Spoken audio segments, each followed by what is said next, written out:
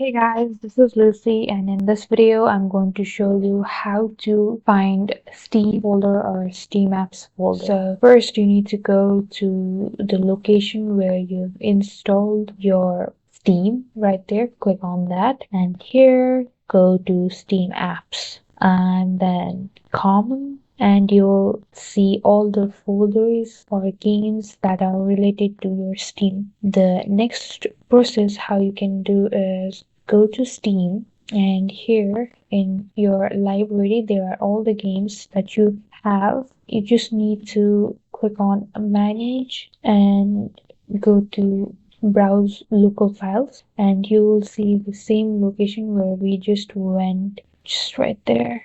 Just like that, you can locate any Steam folders or game folders in your PC. Thank you guys for watching. Like and subscribe for more videos, and I'll meet you guys in the next video.